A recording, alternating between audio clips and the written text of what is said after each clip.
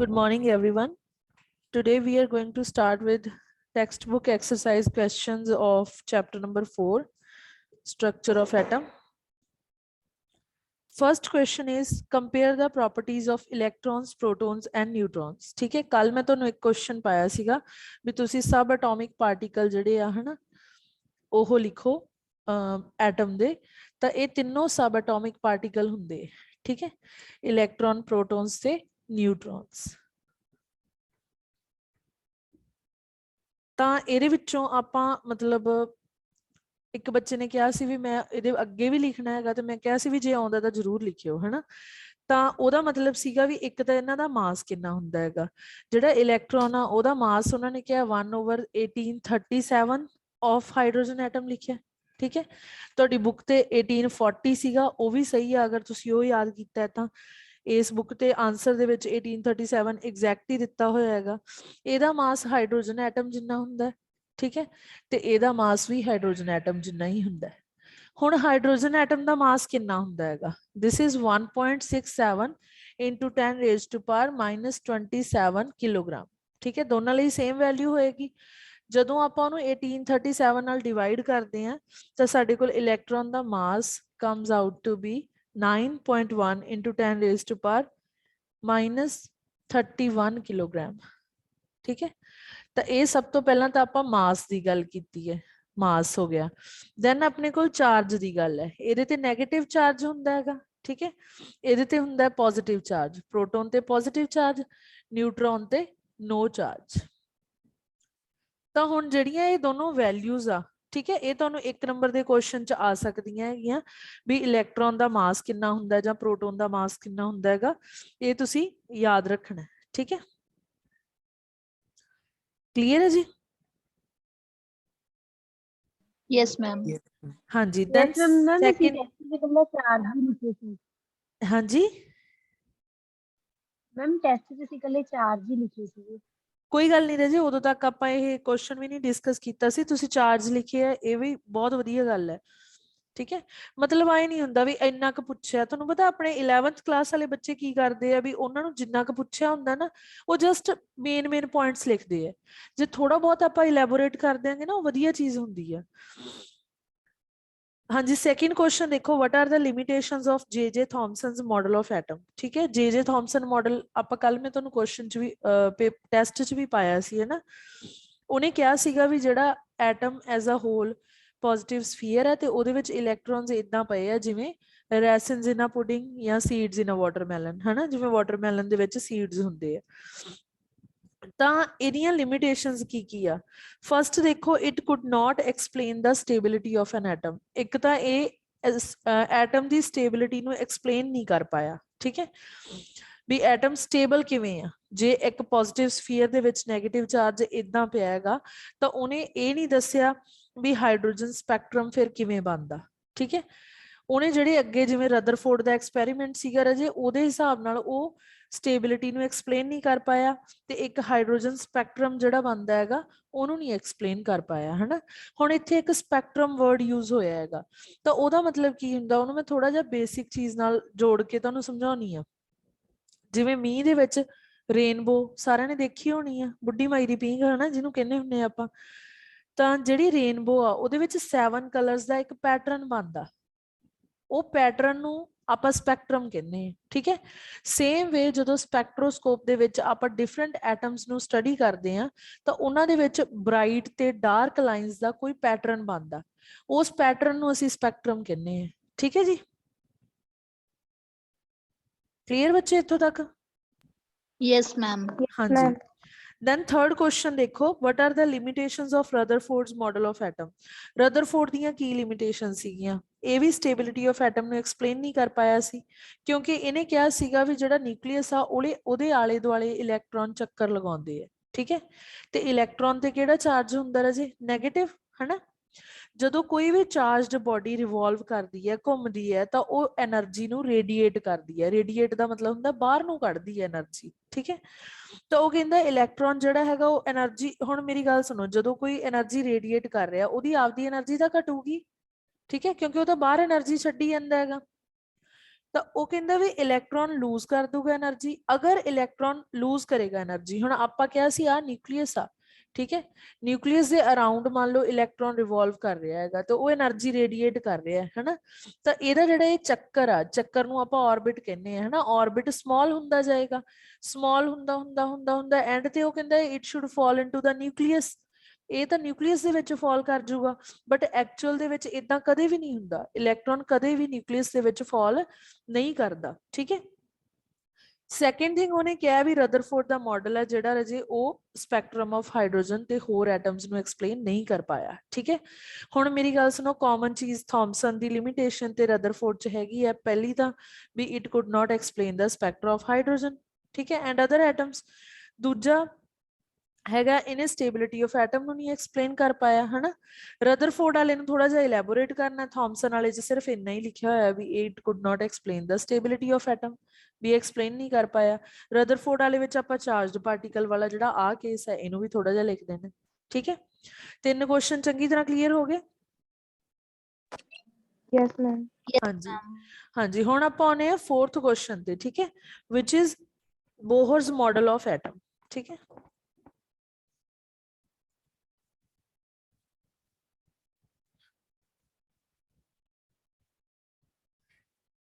ਬੋਹਰਸ model of atom ਕੀ ਕਹਿੰਦਾ ਸੀਗਾ, ਉਹਨੇ ਵੀ ਇਹੀ ਕਿਹਾ ਸੀ ਵੀ ਸੈਂਟਰ ਦੇ ਵਿੱਚ देयर इज अ ਨਿਊਕਲੀਅਸ ਹੈ ਨਾ, ਤੇ ਜਿਹੜਾ ਹੋਲ ਮਾਸ ਆ ਉਹ ਕਨਸੈਂਟਰੇਟਡ ਆ ਕਿੱਥੇ, ਹੋਲ ਮਾਸ ਜਿਹੜਾ ਹੈਗਾ ਕਨਸੈਂਟਰੇਟਡ ਹੈਗਾ ਨਿਊਕਲੀਅਸ ਦੇ ਅੰਦਰ।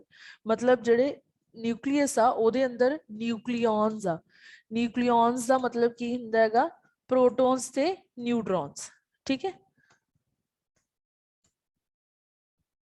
protons and neutrons। ਤੁਹਾਨੂੰ ਇਹ ਕੁਐਸਚਨ ਵੀ ਆ ਸਕਦਾ ਹੈ, what are nucleons, ਠੀਕ ਹੈ। ਤਾਂ ਨਿਊਕਲੀਓਨਸ ਕੀ ਕਵਾਂਗੇ ਆਪਾਂ, the particles present within the nucleus is called nucleon, ਠੀਕ ਹੈ। ਤੇ ਆਪਾਂ ਨਾਲ ਲਿਖ ਦਿਆਂਗੇ for example proton and neutron, ਠੀਕ ਹੈ। ਦੈਨ ਆਪਣੇ ਕੋਲੇ ਸੈਕਿੰਡ ਪੁਆਇੰਟ ਹੈਗਾ ਵੀ ਉਹਦੇ ਵਿੱਚ ਵੀ ਪੁਆਇੰਟ ਤਾਂ ਇਹ ਹੈ ਵੀ ਇਲੈਕਟ੍ਰੋਨ ਜਿਹੜੇ ਆ ਉਹ ਰਿਵੋਲਵ ਕਰਦੇ ਆ ਅਰਾਊਂਡ ਨਿਊਕਲੀਅਸ, ਠੀਕ ਹੈ। ਇਲੈਕਟ੍ਰੋਨ ਜਿਹੜੇ ਹੈਗੇ ਆ ਉਹ ਰਿਵੋਲਵ ਕਰਦੇ ਆ ਅਰਾਊਂਡ ਨਿਊਕਲੀਅਸ,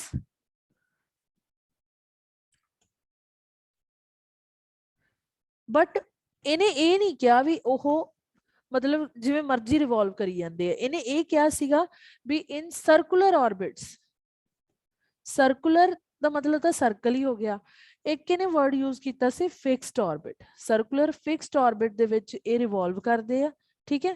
ਸਿਰਫ ਉਹੀ ਆਰਬਿਟ ਪੋਸੀਬਲ ਆ ਰਾਜੇ ਜਿਹਦਾ ਐਂਗੂਲਰ ਮੋਮੈਂਟਮ mvr ਇਕੁਅਲ ਹੁੰਦਾ nh/2 ਦੇ, ਠੀਕ ਹੈ। ਐਂਗੂਲਰ ਮੋਮੈਂਟਮ ਦਾ ਫਾਰਮੂਲਾ ਹੁੰਦਾ ਮਾਸ ਇਨਟੂ ਵੈਲੋਸਿਟੀ ਇਨਟੂ ਰੇਡੀਅਸ, ਠੀਕ ਹੈ। ਇਹ ਬਰਾਬਰ ਹੁੰਦਾ nh/2। n ਇੱਥੇ ਕੋਈ ਵੀ ਨੰਬਰ ਆ 1 2 3, ਠੀਕ ਹੈ। h ਹੈਗਾ ਪਲਾਂਕਸ ਕਾਂਸਟੈਂਟ।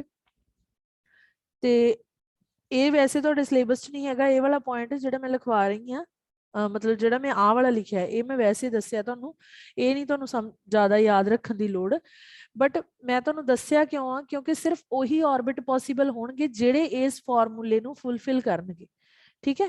ਤੇ ਉਹਨਾਂ ਨੂੰ ਅਸੀਂ ਸ਼ੈਲਸ ਦੇ ਵਿੱਚ ਡਿਵਾਈਡ ਕਰ ਦਿੰਦੇ ਆ, ਜਿਵੇਂ ਆਪਣੇ ਕੋਲ ਹੁੰਦੀ ਹੈ ਕੇ shell for n is equal to 1, L shell ਹੈਗੀ ਆ n is equal to 2 ਲਈ, M ਸ਼ੈਲ ਹੈਗੀ ਆ n is equal to 3 ਲਈ, ਤੇ N ਸ਼ੈਲ ਹੈਗੀ ਆ n is equal to 4 ਲਈ। ਤੇ ਸੈਂਟਰ ਦੇ ਵਿੱਚ ਨਿਊਕਲੀਅਸ ਆ, ਉਹਦੇ ਅਰਾਊਂਡ ਇਦਾਂ ਸਰਕੂਲਰ ਫਿਕਸਡ ਆਰਬਿਟ ਹੁੰਦੇ ਆ, ਠੀਕ ਹੈ। ਵੀ ਜਿਹੜਾ ਹੁਣ ਜਿਵੇਂ ਰਦਰਫੋਰਡ ਆ, ਰਦਰਫੋਰਡ ਵਾਲੇ ਕੇਸ ਦੇ ਵਿੱਚ ਆਪਣੇ ਕੋਲ ਉਹਨਾਂ ਨੇ ਰੇਡੀਅਸ ਬਾਰੇ ਕੁਝ ਨਹੀਂ ਕਿਹਾ ਸੀ, ਠੀਕ ਹੈ। ਬਟ ਇਹਦੇ ਵਿੱਚ ਉਹਨਾਂ ਨੇ ਕਹਿਤਾ ਵੀ ਜਿਹੜਾ ਉਹੀ ਆਰਬਿਟ ਜਿਹੜਾ ਪੋਸੀਬਲ ਹੋਊਗਾ ਜਿਹਦਾ ਜਿਹੜਾ ਐਂਗੂਲਰ ਮੋਮੈਂਟਮ ਆ ਉਹ nh/2 ਦੇ ਹੋਊਗਾ, ਮਤਲਬ ਜਿਹੜਾ ਇਸ ਫਾਰਮੂਲੇ ਨੂੰ ਫੁੱਲਫਿਲ ਕਰੂਗਾ, ਠੀਕ ਹੈ। ਕਲੀਅਰ ਹੈ? Yes, ma'am. Yes. ਹਾਂਜੀ, ਇੱਥੋਂ ਤੱਕ ਇੱਕ ਵਾਰ ਕੁਐਸਚਨਸ ਦੇਖੋ ਫਿਰ ਆਪਾਂ ਨੈਕਸਟ ਕਰਦੇ ਹਾਂ। 2 ਮਿੰਟਸ ਇੱਥੋਂ ਤੱਕ ਦੇਖੋ ਕੁਐਸਚਨਸ।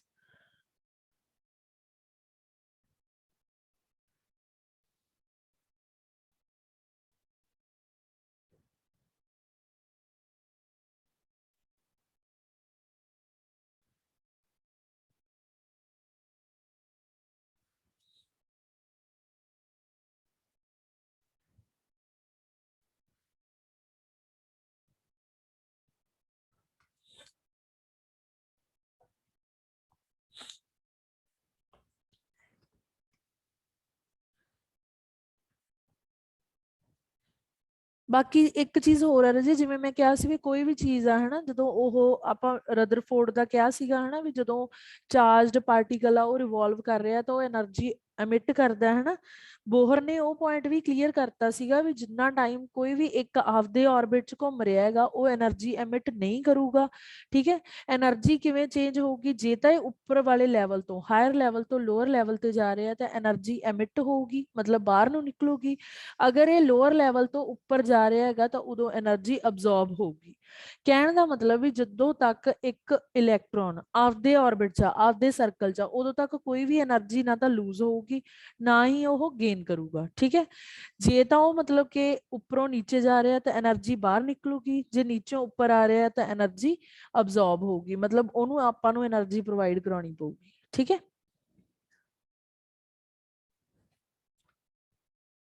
ਹੋ ਗਿਆ ਰਾਜੇ ਕਲੀਅਰ ਇੱਥੋਂ ਤੱਕ?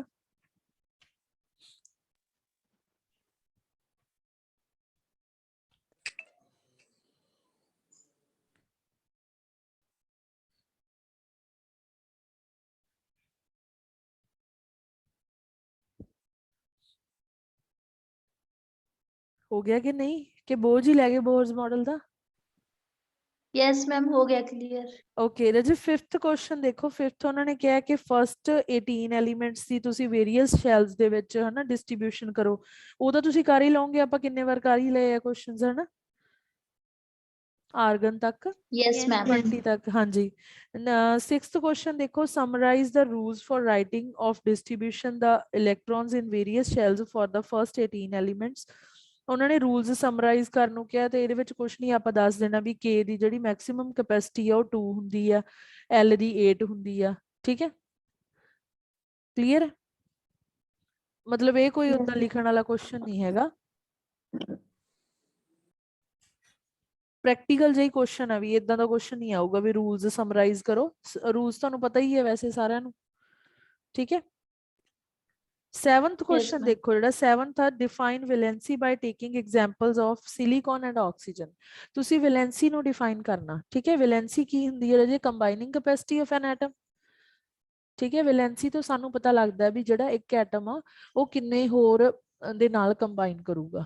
ਠੀਕ ਹੈ, ਜਾਂ ਕਿਹਦੇ ਨਾਲ ਕੰਬਾਈਨ ਕਰੂਗਾ, ਤਾਂ ਵੈਲੈਂਸੀ ਇਜ਼ ਕੰਬਾਈਨਿੰਗ ਕੈਪੈਸਿਟੀ।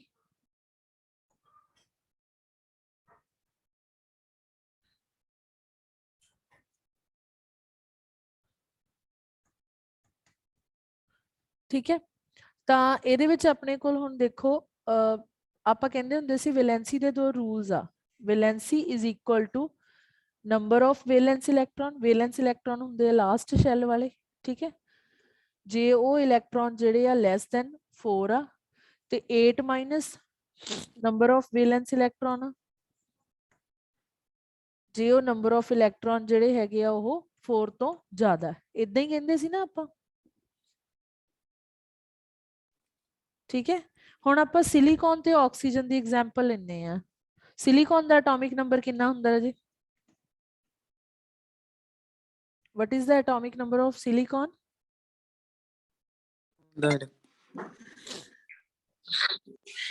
ਹਾਂਜੀ 14। ਆਕਸੀਜਨ ਦਾ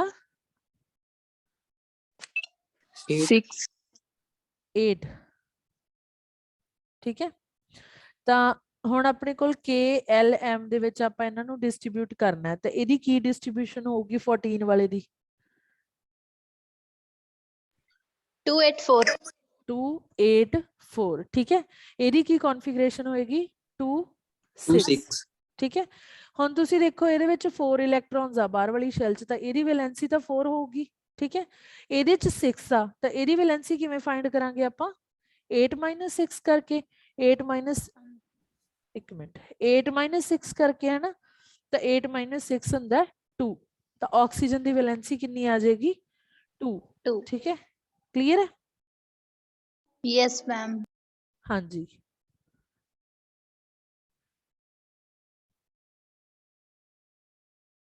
ਇਹ ਵੀ ਦੇਖ ਲਓ ਕੁਐਸਚਨ ਇੱਕ ਵਾਰੀ।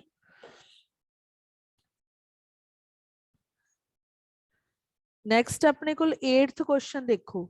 ਠੀਕ ਹੈ, 8th ਕੁਐਸਚਨ 'ਚ ਉਹਨਾਂ ਨੇ ਕਿਹਾ ਹੈਗਾ explain with examples atomic number. ठीक है एटॉमिक नंबर बारे ਆਪਾਂ ਸਟਾਰਟਿੰਗ 'ਚ ਡਿਸਕਸ ਕੀਤਾ ਸੀ ਜਿਹੜੇ ਲੈਕਚਰ ਮੈਂ ਲਗਾਉਣੇ ਸਟਾਰਟ ਕੀਤੇ ਸੀ ਵੀ it is defined as the number of protons present in the nucleus of an atom atomic number ਸਾਨੂੰ ਕੀ ਦੱਸਦਾ ਵੀ ਕਿੰਨੇ ਨੰਬਰ ਆਫ ਪ੍ਰੋਟੋਨ ਆ ਠੀਕ ਹੈ ਇੱਕ ਐਟਮ ਦੇ ਵਿੱਚ ਕਲੀਅਰ ਨੈਕਸਟ ਆਪਣੇ ਕੋਲ ਹੈਗਾ ਮਾਸ ਨੰਬਰ ਸੈਕਿੰਡ ਡੈਫੀਨੇਸ਼ਨ ਆ ਮਾਸ ਨੰਬਰ ਕਾਹਦੇ ਇਕੁਅਲ ਸੀਗਾ ਦੱਸ ਸਕਦੇ ਹੋ ਕੋਈ proton plus neutron. ਹਾਂਜੀ it is the sum of number of protons and neutrons present in the nucleus of an atom next definition ਉਹਨਾਂ ਨੇ ਪੁੱਛੀ ਆ ਆਈਸੋਟੋਪ ਦੀ ਆਈਸੋਟੋਪ ਕੀ ਹੁੰਦਾ ਭਲਾ ਜਿਨ੍ਹਾਂ ਦੇ ਮੈਮ ਸੇਮ ਐਟੋਮਿਕ ਨੰਬਰ ਹੁੰਦੇ ਆ ਤੇ ਮਾਸ ਨੰਬਰ ਡਿਫਰੈਂਟ ਹਾਂਜੀ ਜਿਨ੍ਹਾਂ ਦਾ ਐਟੋਮਿਕ ਨੰਬਰ ਸੇਮ ਹੋਏਗਾ ਮਾਸ ਨੰਬਰ ਡਿਫਰੈਂਟ ਹੈ ਇਹਦੇ ਚ ਆਪਾਂ ਹਾਈਡਰੋਜਨ ਦੀ ਐਗਜ਼ਾਮਪਲ ਲਈ ਸੀ ਹਾਈਡਰੋਜਨ ਦੇ ਤਿੰਨ ਆਈਸੋਟੋਪ ਆਪਾਂ ਕਿਹਾ ਸੀ ਕਿਹੜੇ ਕਿਹੜੇ ਪ੍ਰੋਟੀਅਮ ਡਿਊਟੀਰੀਅਮ ਤੇ ट्रीटियम है ना तिना दा atomic number 1 mass number respectively सीगा 1 2 3 ठीक है नेक्स्ट इज आइसोबार्स आइसोबार की हुंदे आ ਜਿਨ੍ਹਾਂ ਦੇ ਮੈਮ ਸੇਮ ਮਾਸ ਨੰਬਰ ਹੁੰਦੇ ਆ ਤੇ ਡਿਫਰੈਂਟ ਐਟੋਮਿਕ ਨੰਬਰ हाँ जी जिन्हां दा मास नंबर सेम हुंदा पर एटॉमिक नंबर इज डिफरेंट ठीक है नेक्स्ट उन्होंने क्या यूजेस दसो दो यूजेस दसने ਆਪਾਂ ਆਈਸੋਟੋਪ ਦੇ ਠੀਕ ਹੈ ਤਾਂ ਫਰਸਟ ਯੂਜ਼ ਉਹਨਾਂ ਨੇ ਕਿਹਾ ਜਿਹੜਾ ਆਈਸੋਟੋਪ ਆਫ ਯੂਰੇਨੀਅਮ ਆ that is used as a fuel in nuclear reactor ਜਿਹੜਾ ਆਈਸੋਟੋਪ ਆ ਯੂਰੇਨੀਅਮ ਦਾ ਉਹਨੂੰ ਆਪਾਂ ਬਾਲਣ ਦੇ ਤੌਰ ਤੇ ਜਿਵੇਂ ਆਪਾਂ ਗੱਡੀਆਂ ਦੇ ਵਿੱਚ ਪੈਟਰੋਲ ਡੀਜ਼ਲ ਯੂਜ਼ ਕਰਦੇ ਆ ਨਾ ਉਸੇ ਤਰ੍ਹਾਂ ਨਾਲ ਐਜ਼ ਅ ਫਿਊਲ ਯੂਜ਼ ਕੀਤਾ ਜਾਂਦਾ ਯੂਰੇਨੀਅਮ 235 ਨੂੰ ਨਿਊਕਲੀਅਰ ਰਿਐਕਟਰ ਦੇ ਵਿੱਚ ਠੀਕ ਹੈ ਨਿਊਕਲੀਅਰ ਰਿਐਕਟਰ ਕੀ ਕਰਦੇ ਆ ਨਿਊਕਲੀਅਰ ਫਿਸ਼ਨ ਜਾਂ ਫਿਸ਼ਨ ਦੇ ਨਾਲ એનર્ਜੀ ਪ੍ਰੋਡਿਊਸ ਕਰਦੇ ਆ ਠੀਕ ਹੈ ਉਹ એનર્ਜੀ ਰਜੇ ਬਿਜਲੀ ਵਗੈਰਾ ਪ੍ਰੋਡਕਸ਼ਨ ਲਈ ਯੂਜ਼ ਕੀਤੀ ਜਾ ਸਕਦੀ ਹੈ ਨੈਕਸਟ ਹੈਗਾ ਆਪਣੇ ਕੋਲ ਆਈਸੋਟੋਪ ਆਫ ਕੋਬਾਲਟ 60 ਹੈ ਜਿਹੜਾ that is used in the treatment of cancer ਠੀਕ ਹੈ ਤਾਂ ਆਪਣੇ ਕੋਲ ਦੋ ਯੂਜ਼ਸ ਆ ਗਏ ਇੱਕ ਤਾਂ ਨਿਊਕਲੀਅਰ ਰਿਐਕਟਰ ਦੇ ਵਿੱਚ ਯੂਰੇਨੀਅਮ ਯੂਜ਼ ਹੁੰਦਾ ਤੇ ਇੱਕ ਕੋਬਾਲਟ ਯੂਜ਼ ਹੁੰਦਾ ਹੈਗਾ ਕੈਂਸਰ ਦੇ ਟ੍ਰੀਟਮੈਂਟ ਲਈ ਠੀਕ ਹੈ ਕਲੀਅਰ ਹੋ ਗਿਆ ਇਹ ਕੁਐਸਚਨ ਵੀ ਯੈਸ ਮੈਮ ਹਾਂਜੀ ਅੱਗੇ ਦੇਖੋ 9th ਕੁਐਸਚਨ ਉਹ ਕਹਿੰਦਾ if Na positive has completely filled K and L shells explain ਕਰਨਾ ਹੈ ਇਸ ਸਟੇਟਮੈਂਟ ਨੂੰ ਠੀਕ ਹੈ Na ਕੀ ਹੁੰਦਾ ਭਲਾ ਕਿਹੜਾ ਐਲੀਮੈਂਟ ਹੈ Na Sodium, ma'am. sodium okay what is the atomic number of sodium 11, ma'am. 11 what will be its configuration Ma'am, 2,